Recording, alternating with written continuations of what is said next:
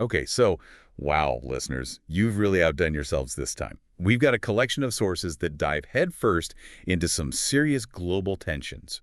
We're talking Russia, Ukraine, China, the U.S., the whole shebang. Yeah, and it feels like things are shifting pretty dramatically on the world stage. No kidding. So for this deep dive, we're going to try to make sense of why Russia is suddenly making such bold moves, Right. especially those demands for a, quote, pro-Russian regime in Ukraine they've been discussing with the Trump administration. Huge question mark. It makes you wonder why now? What's emboldened them to put that on the table? Well, to really understand where Russia's coming from, we need to look at Putin's statement from late March. Yeah. He was very clear that Russia holds the upper hand militarily across the entire front line in Ukraine. Right. And then he went even further and basically questioned whether the current Ukrainian government is even legitimate. So he's claiming the strategic advantage in the war. Uh-huh.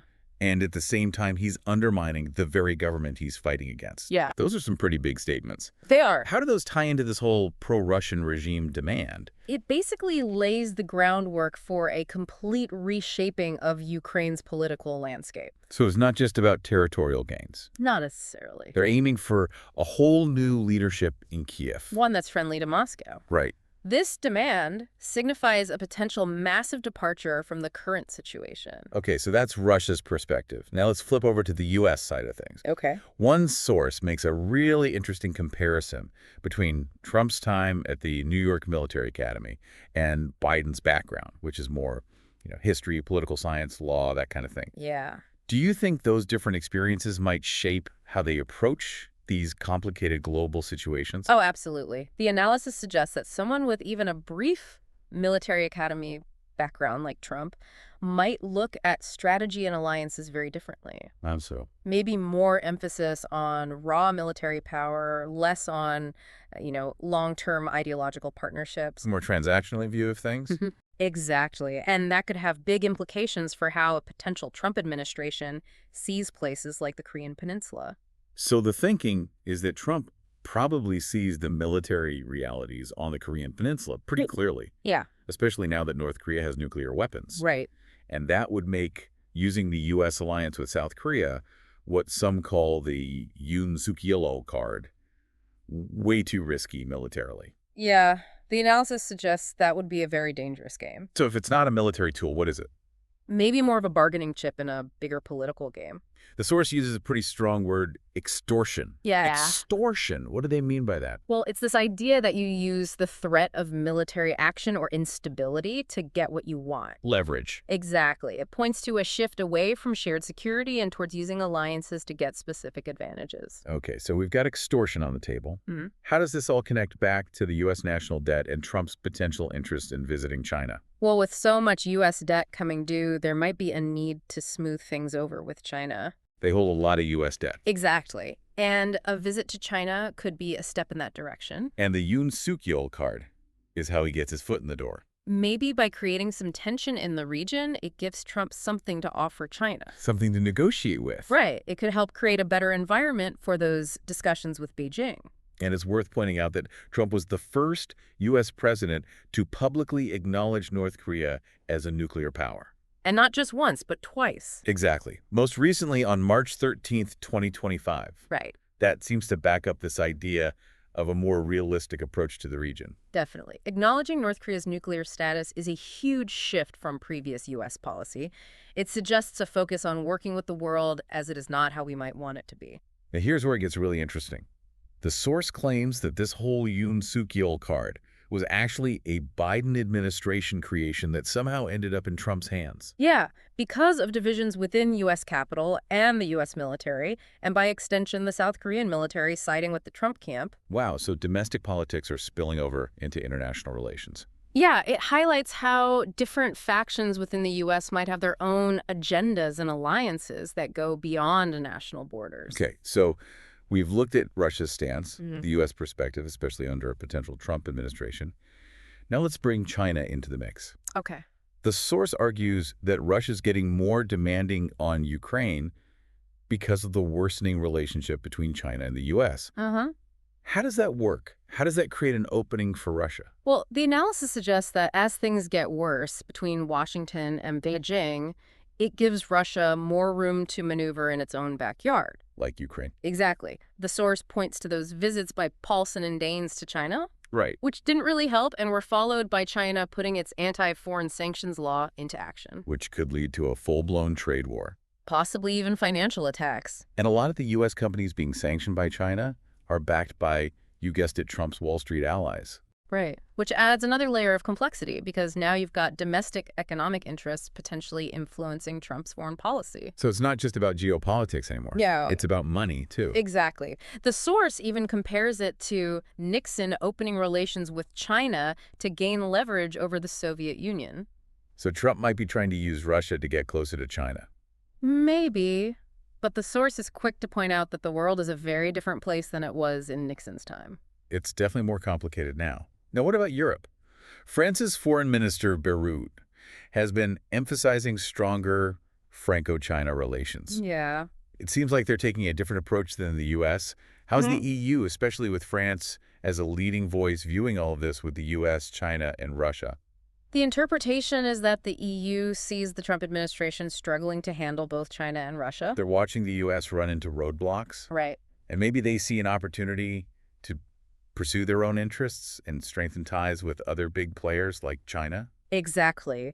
The source uses this very vivid image, saying that the EU recognizes the U.S. has hit the steel plate of the China principle. Steel plate of the China principle. For those who might not be familiar with that, what does that mean? What is the China principle? Well, it generally refers to China's firm stance on sovereignty and territorial integrity, especially when it comes to Taiwan. So the steel plate means? That the EU thinks the U.S. has hit a wall in its attempts to pressure China on these core issues. It's recognizing China's growing power. And its determination to defend its interests. Okay, let's shift gears a bit and look at the U.S. strategy in Northeast Asia. The source suggests that a potential Trump administration might be worried about Japan and South Korea drifting closer to China. Yeah. What could they do to try to prevent that? One tactic they might use is to exploit existing sovereignty disputes in the region. Like what? Things like the controversies over Socotra Rock and the Diaoyu Islands, also known as the Senkaku Islands. It's about sowing discord between China, Japan, and South Korea to prevent them from forming a united front that could challenge U.S. influence. And we have some real-world examples of this tension playing out. Yeah. The source mentions Japanese fishing boats entering the waters around the Diaoyu Islands in late March. And the Chinese Coast Guard responding. Exactly. These incidents might seem routine, but they fit into this bigger picture of strategic maneuvering and jockeying for power in the region. Absolutely. Then the source takes us on a little history lesson, looking at the long game between China, the U.S., and the former Soviet Union in Northeast Asia. Okay. It brings up the establishment of the Mongolian People's Republic back in 1924 and its later recognition by China. Right. Why is that historical context important for understanding what's happening today? It highlights the deep-rooted rivalries and power struggles that have shaped Northeast Asia for decades. And independent Mongolia, influenced by the Soviet Union, later recognized by China. It's a perfect example of how outside powers have been meddling in the region's political map for a long time. Absolutely. It shows the long history of external influence and how tangled national interests are in Northeast Asia. And those historical echoes definitely reverberate today. The source also talks about Mao's visit to the Soviet Union in 1949. Stalin was hesitant to revise the existing Sino-Soviet treaty, but eventually made some concessions. Right. What does that interaction tell us about the relationship between these major powers in those early years of communist China? It shows a relationship that was complex, often tense. Stalin dragging his feet, then agreeing to revise the treaty, partly because of signals from the U.S. about potentially getting closer to the new China. It was a three-way diplomatic dance. And it hints at the underlying tensions and unresolved issues that would continue to plague their relationship. Absolutely. And there's even a suggestion that Stalin might have been trying to set a trap for China in Korea. Yeah, this idea of Stalin creating a big pit for China to fall into. What does that mean? It's a more speculative interpretation, but it suggests that Stalin might have had his own agenda on the Korean peninsula. Trying to draw China into a conflict that would make them more reliant on the Soviet Union. Exactly. Even if it wasn't in China's best interest. Talk about playing the long game. Okay, let's bring it back to the present and talk about China's response to all of this. Okay. Particularly their anti-foreign sanctions law. The source says this law is designed to make it a lot more costly for the U.S. and its allies to interact with China. It's a way of raising the stakes. How does it do that? Well, Article 7 of the law is key. Okay. It states that decisions about anti-sanction measures taken by Chinese authorities are final. No appeals. No appeals.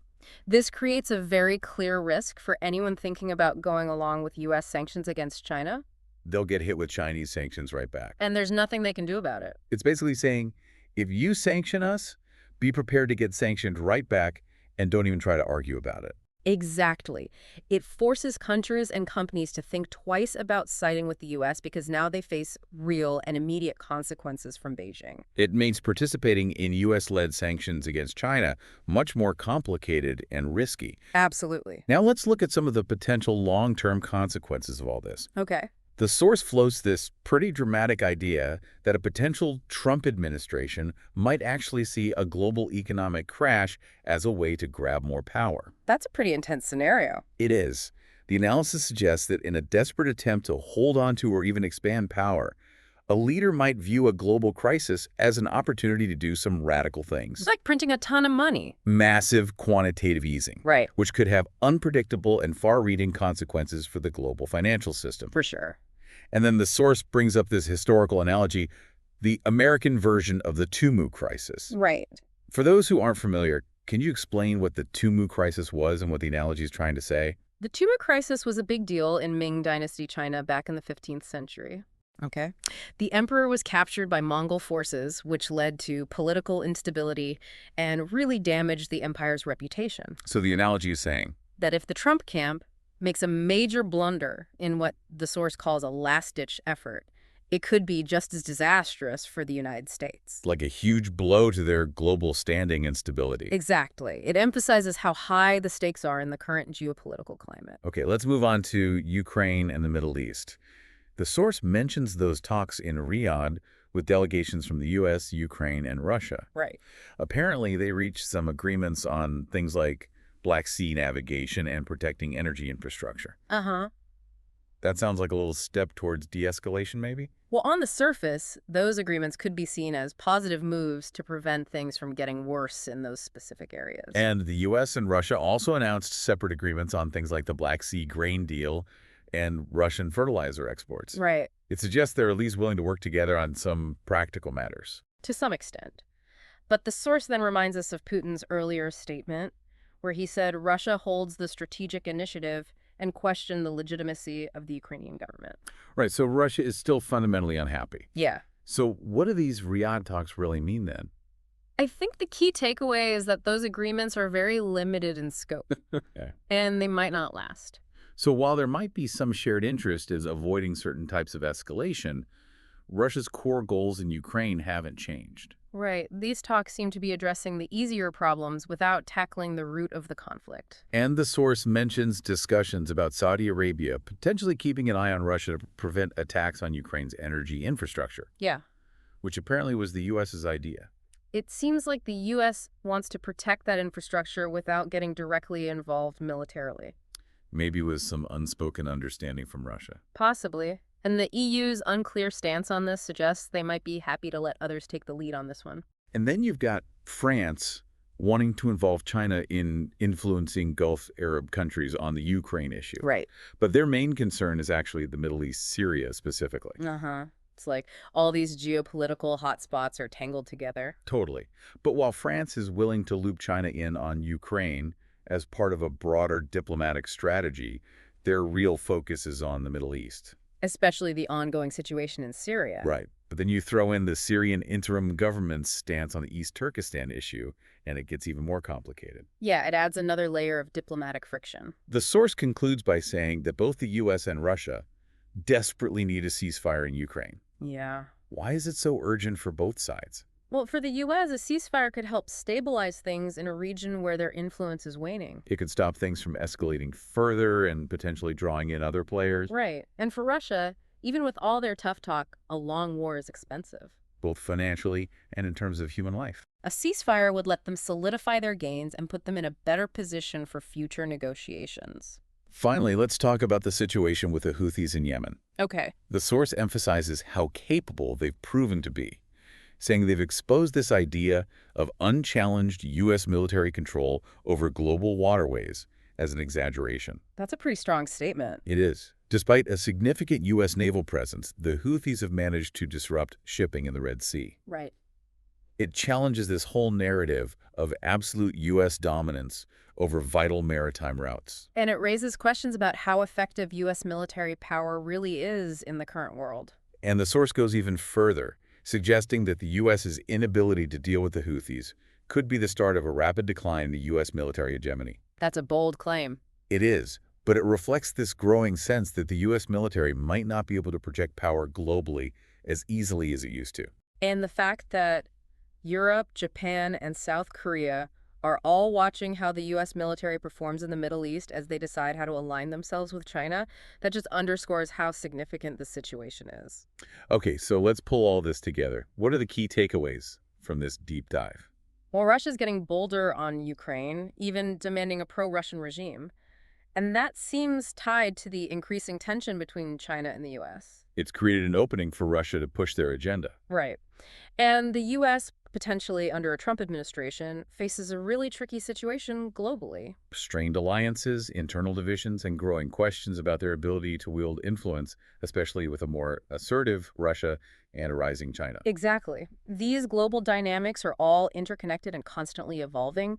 The picture that emerges from these sources is of a world order in transition. Old power structures are being tested, and new alignments might be on the horizon. So here's a final thought for you listeners. Given these potential shifts in global power and the challenges to U.S. influence, what new power dynamics might we see in the years ahead? How could this reshape alliances and international norms beyond the immediate conflict in Ukraine? That's the big question. Lots to think about. Thanks for joining us for this deep dive. It's been a pleasure.